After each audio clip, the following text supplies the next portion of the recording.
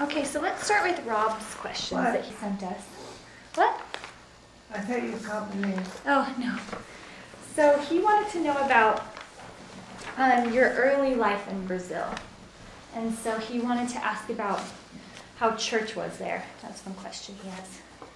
In the early years in Brazil, because we were there 12 years. Mm-hmm. The early part, Mm-hmm. our first 3 years, 2.5 years, we were in Porto Alegre in the south, Mm-hmm.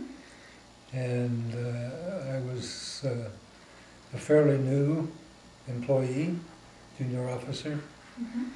and we had a very nice house in Porto Alegre, and I enjoyed my work, and actually we had a pretty good time. Porto Alegre is in the far south, has a high incidence of German influence as well as Italian, and of course Portuguese, Mm-hmm. but it's especially has a strong influence from Germany. Mm-hmm. And there were some German colonies in that part of Brazil. And so there was that mixed culture. Sorry. Sorry to interrupt you. Do you remember where you were? Line No, of thought. I don't remember. Okay. Where was I? Porto Alegre. Mm-hmm. Well, Porto Alegre is where we started. That was our first assignment in Brazil. And so I was a relatively new employee of Citibank. Mm-hmm. We had spent a little bit of time in New York before going abroad. Porto Alegre is in the far south of Brazil, Mm-hmm. has a heavy German and Italian influence. Mm-hmm. There were early settlers from Italy as well as Germany in that area, and there are communities there that still speak German. Mm-hmm. And, So did you interact a lot with the German communities at all, or the Italians? no, not really. They were outside of Porto Alegre, just kind of little towns, and the inhabitants spoke German, but they also spoke Portuguese, so there was no problem understanding. And in Porto Alegre there were a lot of Italian and German Brazilians of ancestry from Portugal and Germany. Mm-hmm. So that was an interesting aspect of the southern part of Brazil, was the strong Mm-hmm. German and Italian influences. Mm-hmm. What was church like in Porto Alegre? Well, I don't remember how many branches there were in the city of Porto Alegre. Mm-hmm. There was more than one, but I can't remember. Maryland probably does. Mm-hmm. But that's where we learned Portuguese. I had been tutored in Portuguese in New York before moving to Brazil, Mm-hmm. but that's where really we learned how to speak well and read. Porto Alegre has a very heavy German and Italian influence, which I think I already mentioned, Mm-hmm. as well as Portuguese, but Mm-hmm. because of its southern location, it appealed to the European, because it's more of a European climate in that area. Mm-hmm. It does get cool in the wintertime, but except for the higher elevations, no snow. Mm-hmm. Porto Alegre may get a little bit of snow in the winter, but it doesn't stick or anything like that. Mm-hmm. And then, did you ever have a calling in Porto Alegre? Uh-huh. Yeah, I had several callings. I was branch president there Okay. too. Mm-hmm. Yeah, no, we were very active, and it was a good-sized branch. We had good attendance. And of course, there were full-time missionaries there. Mhm. Were there lots of baptisms? I wouldn't say lots, but there were a reasonable number of baptisms, yeah. Mhm. And what was the hardest part of being branch president? Well, that was a test of my memory. I guess it was getting the organizations properly and fully staffed. Mhm. Because most of the members were relatively new Mhm. to the church, Mhm. and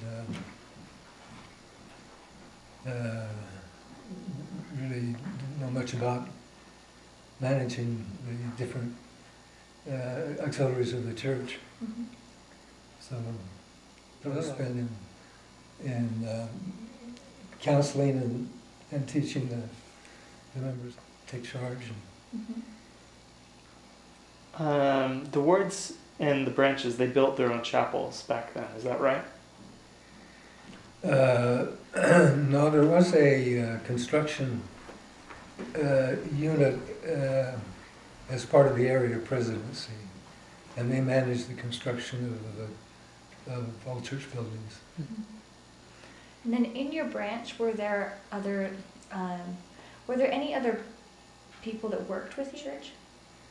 Oh, and the bank? Uh-huh. No. Okay. Okay. Were there any other Americans that went to church there? There were, but not that were residents of Porto Alegre. There was chapels being built, so there were construction missionaries Mhm. that were there Mhm. managing the construction. Oh, wow. Okay. So they would go to the same ward, Okay. same branch. Mhm. And then, let's see. Okay, so let's go to back to your home life. So in Porto Alegre, when you first were out there, how did you cope from your family? Well, we coped. Well, we missed them, of course, and every 2 or 2.5 years, we would have what we called home week, Mhm. when we would have a couple of months vacation, and we'd go to the States, spend time. We usually stayed with Marilyn's parents Mhm. in their house, and visited with family members that were in the Salt Lake area. Mhm. And when you were in Brazil, did you communicate did you ever call them? No. Did you communicate by letters? Uh-huh. I don't remember calling. We may have. In those days, the telecommunications in Brazil was poor, and so international calls took so long to get the connection, Mhm. and sometimes we'd lose the connection. Mhm. So it was kind of a discouraging experience. Yeah.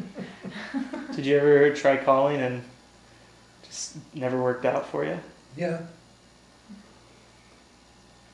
And then what kind of preparations went into traveling back and forth? Well, when we were in New York, Mhm. we both had Portuguese language training. I did especially, and Marilyn had some. Mhm. And I started as a trainee Mhm. and learned the banking business Mhm. in New York, basically the banking business, I guess. And moved to Porto Alegre, where soon afterwards I was promoted to the equivalent of what would be assistant cashier in the U.S. banking system, and then assistant manager, then manager. I wasn't manager in Porto Alegre, but when we moved to Sao Paulo and then later to the north, I was manager. Mhm. And we were there for 12 years, Mhm. so we had a good long stay there, and our Portuguese was good. Mhm. No, we enjoyed our time in Brazil. Mhm. And then, were there any special projects that you worked on at the bank? while you were in Brazil? Well, of course, banking is nothing but being involved in projects Mm-hmm. and providing funding for ongoing business or new businesses coming online or expansion of businesses. So we had to become very well acquainted with our clients and their needs and monitor them closely. And they weren't particularly sophisticated as financial managers, not in all cases, but in many cases. And of course there were some American companies, but in the far south, in Porto Alegre, most of our business was with local Brazilian companies. There were some American companies there, but they were usually, in most cases, branches of the national organization, and usually headquartered in Rio or São Paulo. Okay. And then, how did you interact with New York, the headquarters? It was mainly by pouch. Phone calls were difficult, and they usually would lose the connections. The phone system in Brazil at that time was poor, and international calls were difficult. So did that, was that frustrating ever? Well, yeah, it was, but most of our communication was with the Brazilian management, and there was a resident vice president in Rio that was responsible for operations within the country. And when we were in Porto Alegre, I was just a trainee and junior officer, and so most of my interaction was with the local management and with local clients.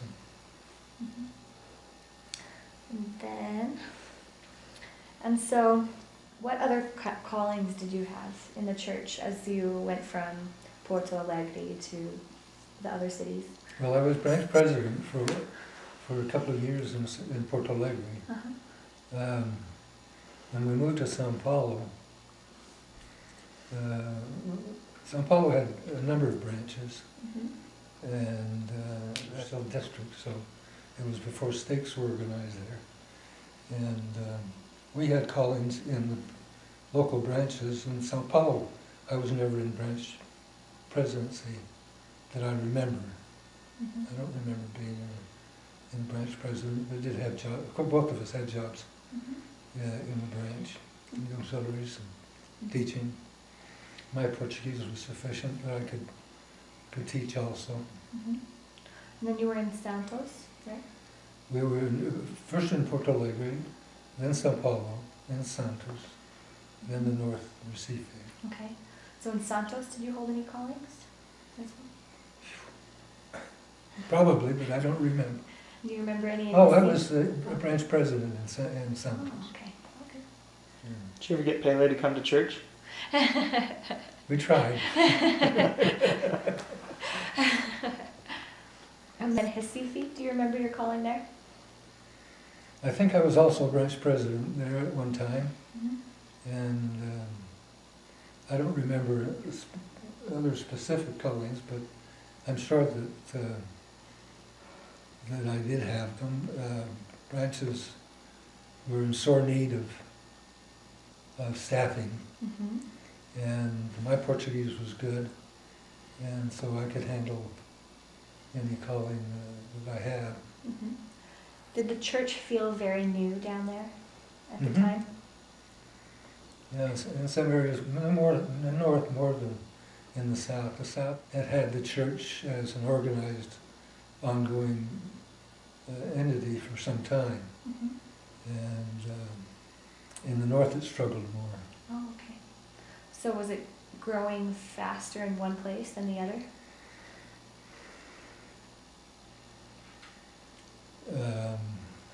I don't know how to answer that. I think it was not growing, um, it had grown fast in the south, and the north was relatively new. It was growing, I don't think at the same speed that the south had grown. The north is very poor, and a strong influence of the Catholic Church, stronger up north than in the south, as well as the influence of African, I don't know if religion is the right Spiritualism? Yeah, yes. Macumba. There was some Macumba, yeah. This was before, while you were in Brazil, it was before the blacks were able to receive the priesthood. Right. Did you? It seems to me, I can't remember what year. 79? 79? Yeah, it would have been after. Because we were in Brazil from 59 to 72, I believe. Did you ever feel like church growth was inhibited because the blacks weren't able to receive the priesthood? Well, I felt badly about it, but we knew that the time would come. Uh-huh. In the south, in Porto Alegre, São Paulo, it wasn't so much of a problem because it's pretty much of a non-black European? population. Spain rather than Africa, yeah. Spain, Portugal, I mean, and some Spanish, and even quite a few Germans in Porto Alegre and São Paulo. In Recife, did you have many, I guess, friends who struggled with that, or with the blacks in the priesthood? Not that I recall. What year was the priesthood given to the blacks? 79. 79. Yeah, we had already left Brazil. The South is dominated by whites, southern part of Brazil. In the north and the Rio de Janeiro area, it's mixed. Okay, and then do you remember any special events that you were witnesses to? That's a question that Rob put. Doesn't have to be in the church. Yes, Brazil periodically had, maybe still has, I don't know, had political upheavals. And we were witness to several incidents of not rebellion necessarily, but difficulties between the parties that went beyond verbal communication. Wow. What was the government at that time? It was democratic, an elected government. In part of the time that we were there, for part of the time it was dictatorship, but there was a bloodless revolution that gave the vote to the people. Wow. Okay. When did that happen? I don't remember the Or year. rather, where were you when that happened? Do you remember what city you were in? I think we were in São Paulo, Okay. and São Paulo would have felt a lesser impact because of the reduced number of blacks. But then I eventually became a branch manager in Recife, where black influence is very heavy. Mostly through intermarriage rather than the presence of blacks themselves. That's true blood. True African blood was rare.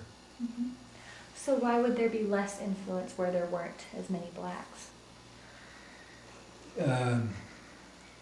Well, Brazil was a slaving country, Okay. and the slaves were mainly in the north Mhm. the Northeast, and places like Sao Paulo and Porto Alegre in the south um, had much less of an impact because it was European oriented background, Mhm. Germans and as well as a mixture of other European nationals. Um, the presidents of the country, the names of the presidents of the country, gave an idea at that time of the backgrounds. Mhm. One of the presidents was Kubitschek, that's a Portuguese name, Mhm. and Vargas, which is a Portuguese name. Mhm. So there was a strong European influence, not just Portuguese, but especially in the south. Mhm. And so it was mainly the blacks then that wanted to change the government from a dictatorship to a democracy? No. The blacks were a non-entity politically for a long time. Mhm. No, there was a widespread movement towards it, Mhm. and in our time we did live during both the dictatorship period as well as the democratic system, and we were there when the revolution. Mhm. But it was a very mild revolution as far as bloodshed is concerned. Mhm. A lot of wars. Mhm. Uh, So what did it consist of then? well, there was general unhappiness with the dictatorship Mhm. that had been in place for many years. Mhm. And there was a strong supporting base for democracy, Mhm. and it was a bloodless transition.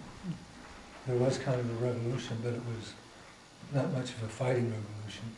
What, like, did they pick it or what happened? Well, it was the European influence in the South became very strong, and especially in the southernmost states like Rio Grande do Sul, which is the capital is Porto Alegre, Mhm. heavy German influence. In Sao Paulo, more of a widespread European influence, Mhm. but all white. The black influence was mainly in the northeast, where the economy was mainly agrarian, sugarcane, and so forth, which were conducive to slavery. Mhm. Sao Paulo never had slavery. Porto Alegre never did. Rio, I can't remember. Um, Probably not, because it was such a cosmopolitan city. Mhm. Okay. So who were some of the early church leaders you interacted with?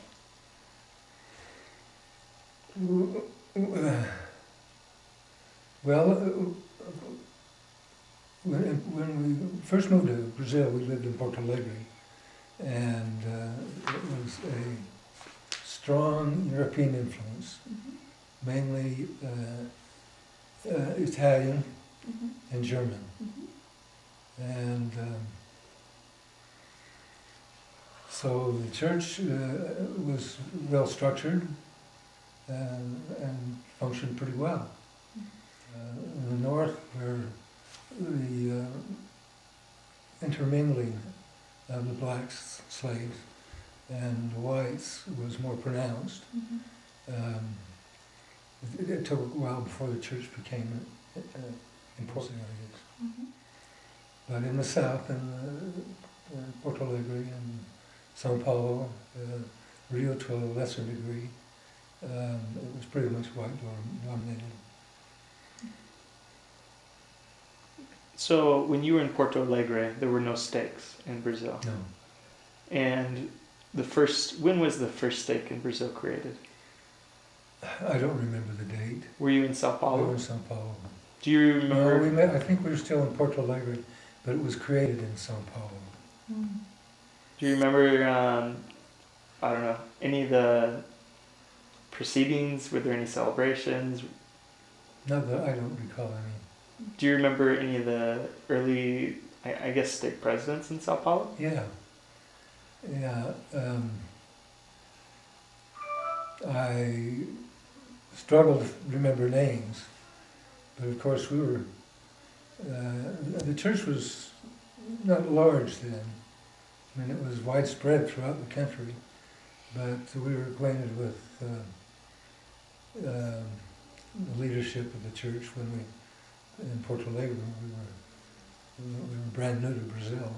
And in Sao Paulo also, the German influence in both, in Porto Alegre for sure, and also to some degree in Sao Paulo. Greater Italian influence in Sao Paulo.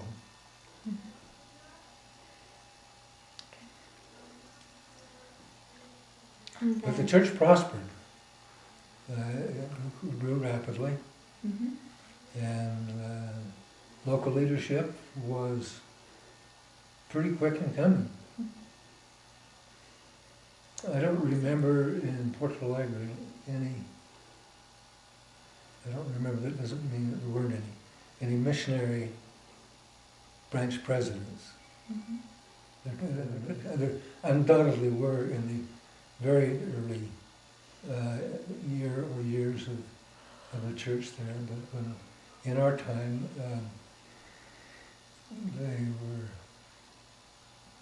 they were locals. In the south, especially Porto Alegre, there was a heavy German influence, and throughout the southernmost states, there were communities that were pretty much German and German was spoken. That was true with Italian also. The Italian communities were more in the Sao Paulo and some northern, a little bit further north. So, was there ever a temple when you were there? No. It was built after. Okay. And so there were lots of Italians. Was there pizza? Oh yes. Did you ever go out and eat a lot of pizza? Oh yeah. Yeah, Brazil was an easy place to live. It was still struggling to find its way in the world, but it was a mixed population. There were a lot of Italians, a lot of Germans, a lot of Eastern Europeans.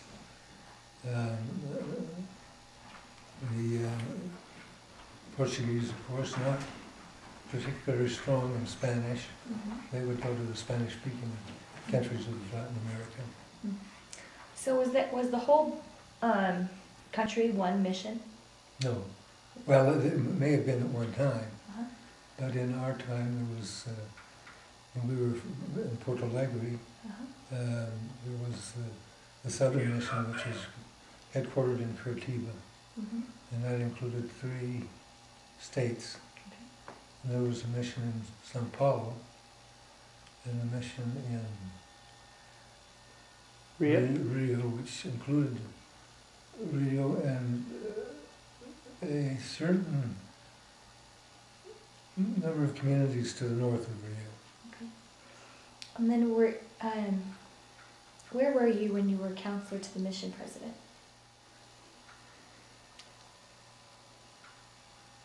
Where was I?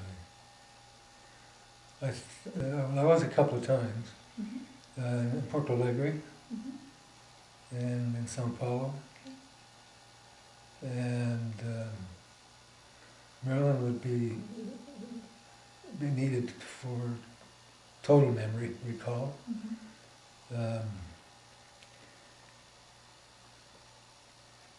I don't think I was in a counselor when we were in the north receiving.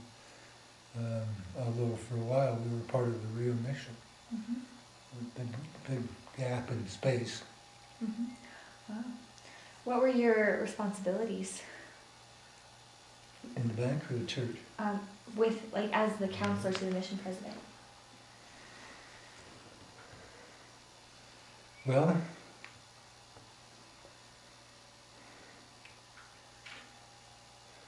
now you're making me try to remember.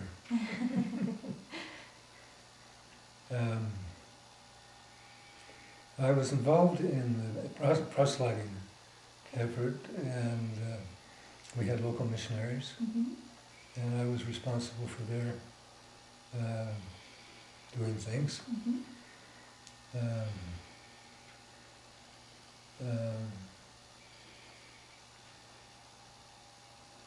I was also branch president in Porto Alegre. Do you feel like you're calling a second counselor to the mission president in your own mission prepared you to be branch president and then counselor to the mission president in Brazil? Well, when I was a missionary in Uruguay, I was branch president a number of times. It was a fairly new mission when I was there, and local leadership was still in formation. There weren't branches that had local leadership in Uruguay. Paraguay took quite a while. So as a missionary, young missionary, I was branch president in a number of places. Okay.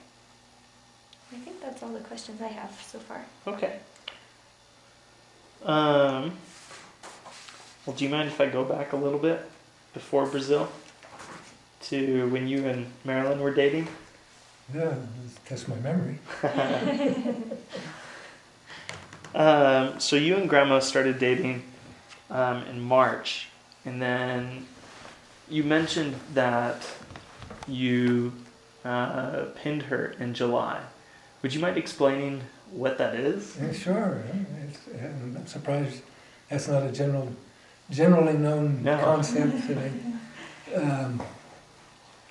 Prior to the formalization of an engagement with an engagement ring, it was frequently used. Excuse me, back up. It was common to use the fraternity pin as a symbol of commitment. So that's what it was. It's fraternity pin. You're pinned. Go ahead. Go for it. So you would give her your pin and she would Yep, wear it? that's right. Okay. Would she wear it every day on everything? Or? You have to ask her that. I can't remember. Yeah, I think she did. And what did it look like, the fraternity pin? Well, it was small, had diamonds around the edge, had a symbol of the fraternity on it, which was the Return Missionary Fraternity, Delta Phi. And you could, that was a luxury item. It wasn't necessary to buy the pin with the diamonds around it, but I wanted one, so Was it expensive? I don't remember. If it had diamonds in it, albeit small, there must have been a cost involved. But I'm sure for sure there was a cost involved. But I was working as well as going to school, so I always had money. So was it, I guess, what was the process of you pinning her? Did you take her on a date, or how did it go? I think she's the best one to ask that. I don't remember. Someone going steady, a couple going steady. The girl expects to receive a fraternity pin at some point. And I don't know what her expectations were, but my fraternity pin was the Delta Phi, Mm-hmm. or missionary, returned missionary fraternity. And I bought the most expensive, with diamonds all the way around it. It was very nice. I still have it. You still have it?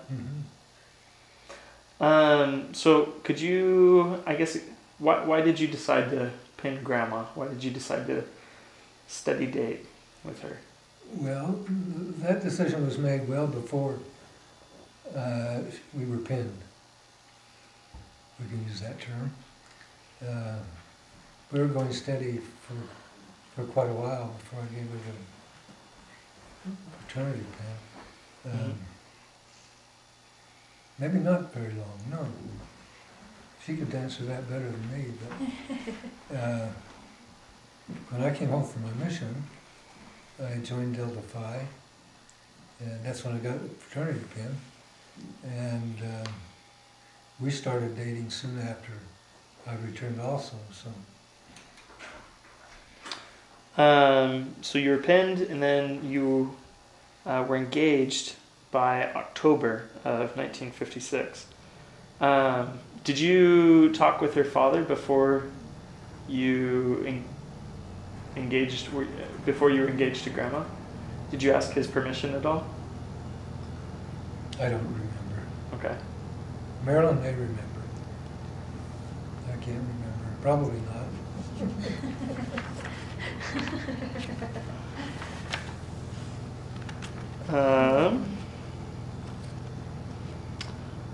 One other question, just kind of a side note. But you talked about when you were interviewing after you were while you were completing your master's degree, you interviewed with several different banks, companies, and you interviewed a few times with the federal government. But you said you avoided the federal government. You didn't really care to work for them. Do you remember why? Well, I did have some experience with the federal government. I did have a desire to work for the CIA. But that never came to fruition. Once I got into graduate school and saw that the real life was in corporate, in the corporate field rather than in the government field. Mm-hmm. And I got a good offer from Citibank when I was about ready to graduate. And I never had any real strong aspirations for government work. And then for Citibank, you mentioned how they gave you the opportunity to work overseas, and you asked Grandma if she was okay with that. Right, And she said yes. that's right. And then you said she had no idea what she was Yeah, getting that's into. right. And she did. What could you expound on that? Why did she not know what she was getting into? Well, she had never been outside of Utah Mm-hmm. until we moved to New York. And there's a big difference between Salt Lake and New York, Mm-hmm. but there's even bigger difference between New York and Brazil. Uh-huh. So I'm not sure I harbored any serious concerns. Maybe I was too naive, I don't know. But I do remember clearly proposing to her. And in that proposal, I told her my aspirations and would she be willing to live outside the U.S. In your proposal? Uh-huh. When you okay. Yeah, Do you remember anything else of your marriage proposal? it was pretty short. But I did mention that my desire to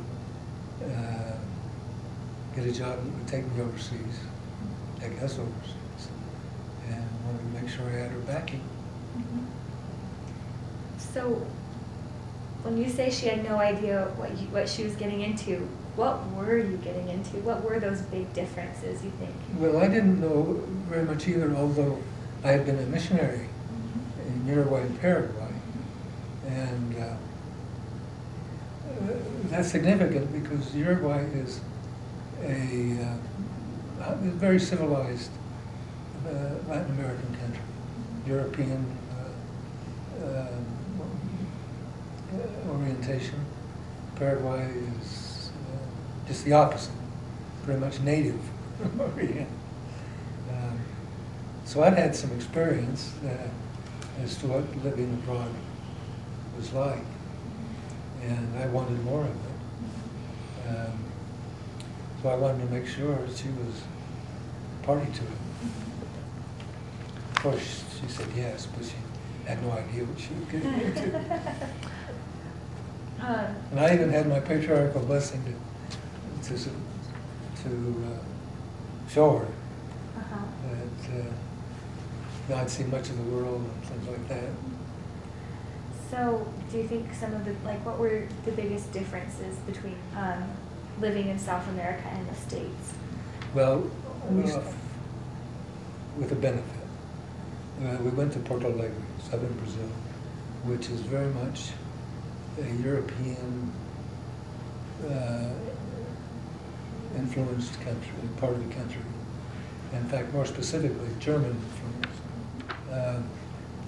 So the transition from the U.S. to southern Brazil wasn't near as dramatic as it would have been to go to northern Brazil or Colombia or Ecuador or other countries, right? Language was a big barrier, but we got by that. Did she ever struggle with the language? Sure. Did she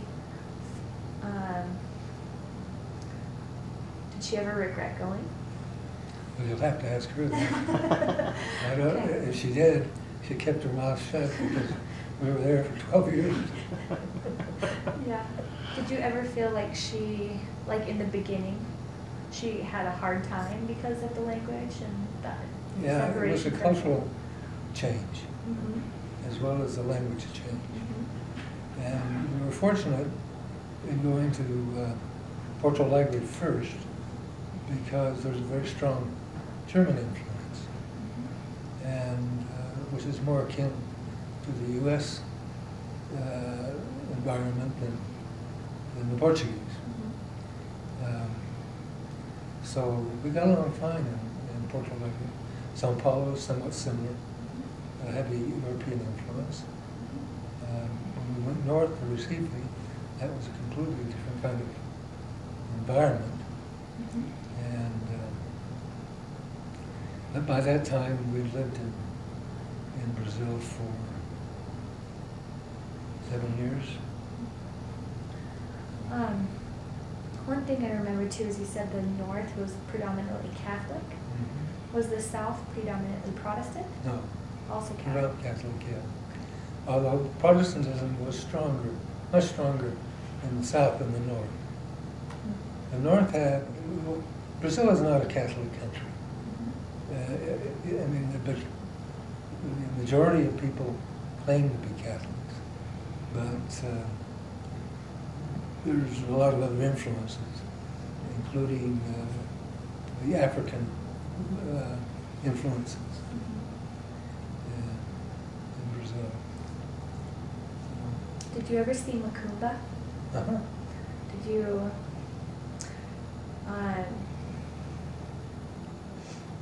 like, how did you feel about that? Well, I didn't want to participate, but it wasn't shocking or Mhm. disgusting or anything like that. Mhm. Can you explain what it was a little more? Well, it's dancing and chanting form an important part of it. There's nothing ugly or distasteful or anything like that, but it is different from Christianity, African influenced. And then, How did you as a family, you and Marilyn and I guess Rob when he was very young, how did you adapt to the changes of Brazilian life? Well, I'd already lived in Latin America, Uruguay and Paraguay. Mm-hmm. So Brazil was, especially southern Brazil, which we moved to first, went to Porto Alegre, there's a heavy German influence. Mm-hmm. So it wasn't like going directly from New York to the northern part of Brazil, which is more Indian influence. Macumba, the rituals of Macumba were present up there.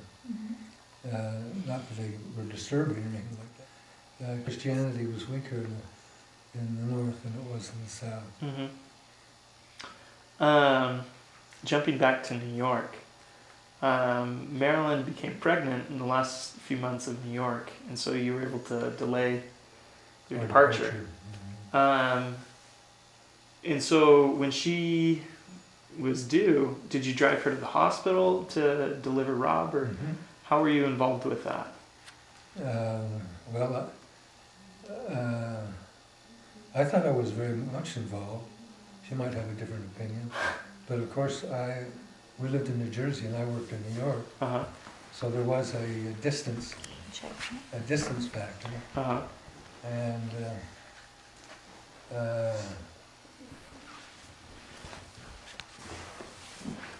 but as I said, Rob was born in the U.S., so he was fine. Cosette was born in Brazil, but it's in southern Brazil, Mm-hmm. which is has a heavy European influence, especially German. So the hospitals were adequate, and medical care was adequate. And then you had a maid, right? Always. So did At she least help? one. Did she help raise? Like, did she help take care of Oh, Rob? I yes. guess. Okay. Oh yes. What would she do? Would she feed him? Change his diapers? Always. Really? Mm-hmm. And did she cook for you too? Mm-hmm.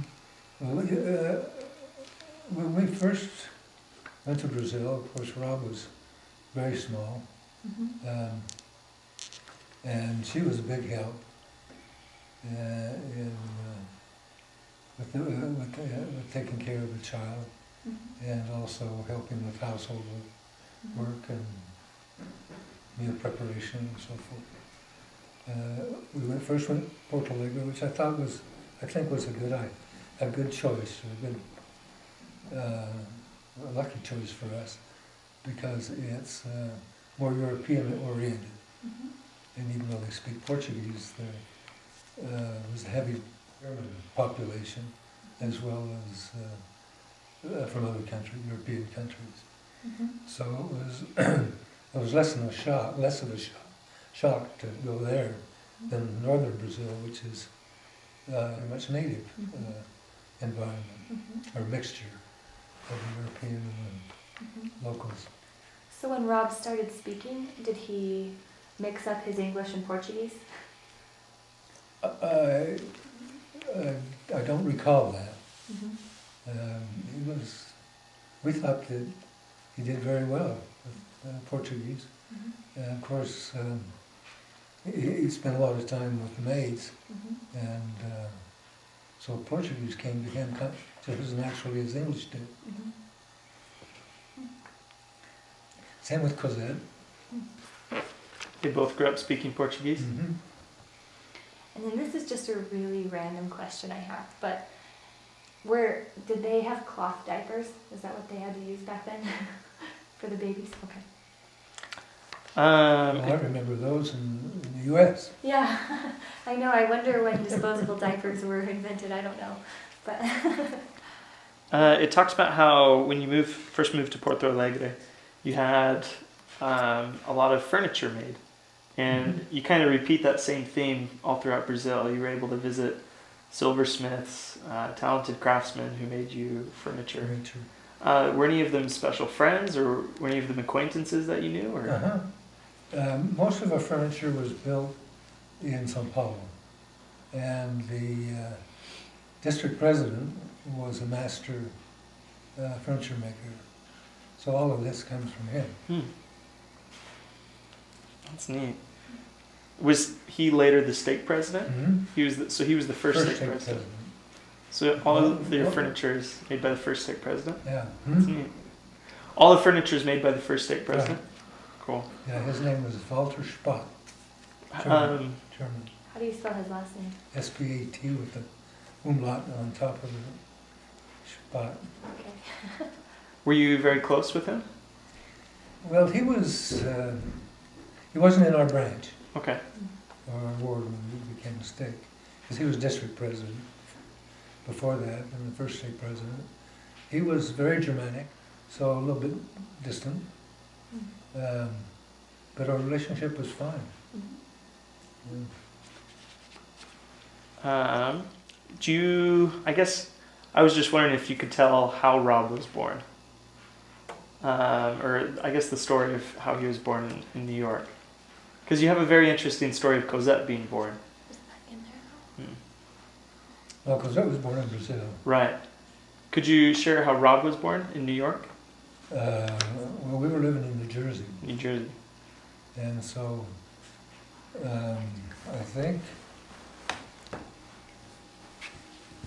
I think she was born, or he was born at the Presbyterian Hospital in Newark. Mm-hmm. In fact, I'm sure of it. Mm-hmm. All right. So did you just drop Marilyn off at the hospital, and then what did you do? Well, I took her to the hospital, and I don't remember how much waiting was involved. I can't remember whether it was a long wait or a short wait or whatever. But the hospital was in the same town where we lived. In Newark. At that time, we were living in Newark. Marilyn was telling us previously that you dropped her off at the hospital, and the doctors and nurses told you to go back to work. That's right. I'd forgotten that, but that's right. How did that feel? Was that kind of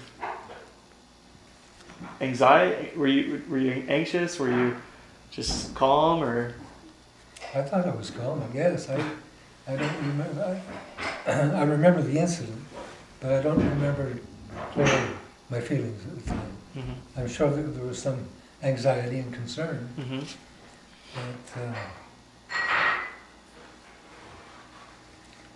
but Sao Paulo is a very up-to-date city, and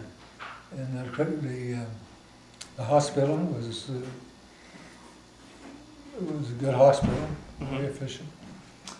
And then when you mentioned when you were in Porto Alegre, the Wagstaffs came down to visit you, and you kind of took them on a tour of South America, Buenos Aires, Sao Paulo, Rio, and then you mentioned how you went to Iguazu Falls, Right.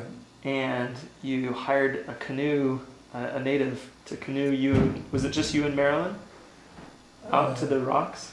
Out to the rocks, right at the precipice. Yeah. Yeah. So it's just you and Marilyn? Ask her. I don't remember. Her parents may have gone with us. Oh, okay. Do you remember if your parents went with you to the rocks on Iguazu Falls? I can't hear you. Do you remember if your parents came with you to the rocks of Iguazu Falls? Yes, They came with you? definitely. So was that a scary experience for you, Grandpa? Just standing at the rocks? They were watching Mom while we went there. Okay. But your parents didn't go to the precipice, Huh? did they go to the rocks? No, they were in the hotel with Rob, the baby. Oh, it was just you and I, right? Yes. Okay, that's right. Was that a pretty frightening experience? Was that a neat experience? I could not believe he asked me to do that. How was it for you, Grandpa? I was really excited to do it. And then you mentioned later on. But she was concerned Uh-huh. because of the reality of it. Uh-huh. We I were there in a rowboat. Uh-huh. I thought if we die, my parents are going to be left with Rob in foreign country. So you hired the rowboat to take you out, and then the rowboat came back up. Right, And then you mentioned how President Faust gave a talk in 2005 right, About the same thing. about the same thing. right. Did you kind of feel a little bit?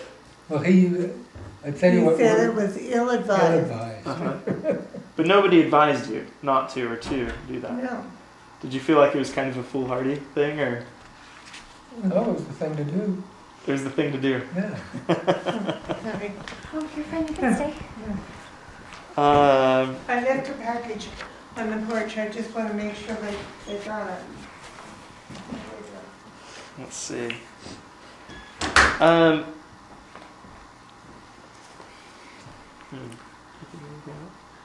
don't know what else you asked. We're just talking about Iguazu Falls. Oh, okay. Let me think. In Oro Preto, could you go in the mines at the time? No, we didn't go to the mines. Mm-hmm. We didn't visit any mines in Minas Gerais, did we? We didn't go to any mines, did we? Where? Mines, you know? Coal mines, iron mines. No, no. Yeah. So did you visit mostly cathedrals in Oro Preto, or what did you guys Mhm. Yeah, Ouro Preto is an old city with a wide variety of cathedrals. Mm-hmm. And how big was Belo Horizonte at the time? Well, let's see, probably was the Check it. fourth or fifth largest city. What town?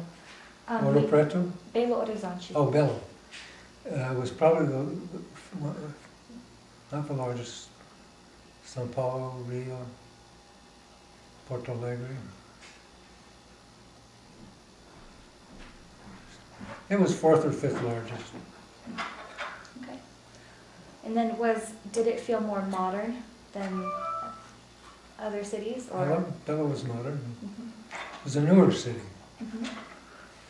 It didn't have a colonial heritage. Mhm. Or if it did, it was a very small community. I think that was the last question. You talk about how you went to beaches with your friends, your acquaintances in Sao Paulo. Right. Did you go for the weekends? Not always. São Paulo is up on the upper level, and we had to drive down the highway to Santos where the beach was. Mhm. And we had a bunch of friends that we used to go down there frequently. What would Rob do at the beaches? Oh, he loved it. He had a great time Yeah. running through the water, and Was he a swimmer? very much of a swimmer. Mhm. Yeah, we had him in swimming classes from the time he was, I don't know, 4 years old. Oh, wow. Yeah. Were there like little crabs or anything that he would play with, or did he play in the sand a lot, or? Playing the sand a lot. Mhm. Mm. And then. Yeah, we had him take swimming lessons, and I don't remember what age, but he was young, Hmm. very young, a year, maybe a little longer, later, I don't know. Mm. But wherever we lived in Brazil, we belonged to a local club, social club, and mainly for the swimming pool Mhm. and for the social activities. But we always had a swimming pool.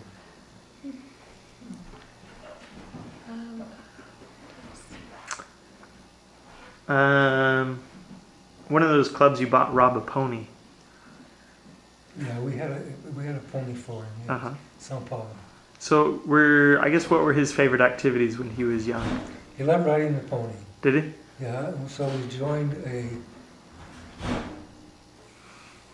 horse club, Clube Hípica. I don't know what the proper term for a horse club is. Uh-huh. Clube Hípica, and we kept the horse there. Now he loved to ride it. Just a little horse. Was it ever interesting to see him having a Brazilian upbringing, a Brazilian environment as opposed to yours? I don't think I ever gave it a second thought. And then your maid had a son that was his age, Mhm. is that right? And so did they spend a lot of time together? Yeah, they got along well. And did he go to an international school? Rob did. But William, his name was William, William Fletcher. Really? William, How funny. and he went to local school. And so at the international school, they taught in English and everything. And did they have American teachers? It was an American school, Okay. and in Sao Paulo at least. They had a lot of American teachers. There were other nationalities, but absolute fraction of English was required. They had to be totally fluent. And they did have Portuguese classes, but that was a language class. But the main curriculum was in English. When did he start school? At What age? 5, I guess. Okay. We were in Sao Paulo and went to the American school. And so there probably was a kindergarten too. I don't remember. Our Robin Cosette.